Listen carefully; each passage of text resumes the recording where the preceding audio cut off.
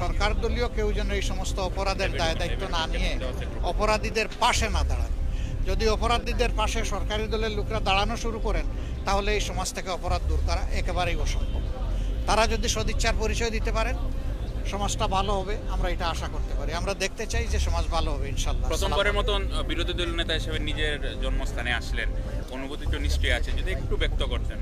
আমি বিরোধী দলীয় নেতা হিসেবে আসি নাই, আমি শফিকুর রহমান হিসেবে আপনাদের মানুষ আপনাদের কাছে এসেছি, এটাই আমার অনুভূতি। আরেকটা বিষয় ছিল, এই যে আপনি জানেন যে সামনে যে অধিবেশন বসবে, মার্চের শুরুতেই বসার কথা রয়েছে, এই ক্ষেত্রে রাষ্ট্রপতি নিয়ে নানা আলোচনা হচ্ছে এবং বিভিন্ন গণমাধ্যম আমরা দেখেছি যে তিনি থেকে যেতে পারেন তার মেয়াদ পর্যন্ত।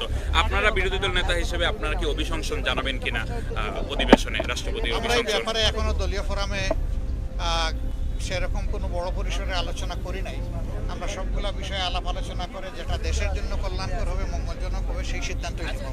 অনেকে ভাবছিলেন নির্বাচন করে দেশে একটা স্থিতিশীলতা আসবে, নাগরিক হিসেবে আপনি কি মনে করছেন?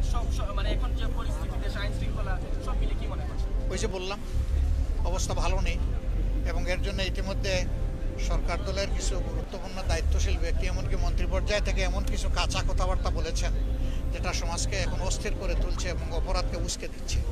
এই সমস্ত দায়িত্বজ্ঞানহীন কাণ্ড কারখানা চলতে থাকলে এই দেশ ভালোর দিকে যাবে কীভাবে? দায়িত্ব মূলত সরকারকেই নিতে হবে। আর আমাদের অবস্থান হচ্ছে যে তাওয়ানু আলাল বিররি ওয়াত তাকওয়া ওয়ালা তাওয়ানু আলাল ইসমি ওয়াল উদওয়ান। সরকার যদি কোনো ভালো কাজ করে, উদ্যোগ নেয়, অবশ্যই আমাদের সমর্থন পাবেন।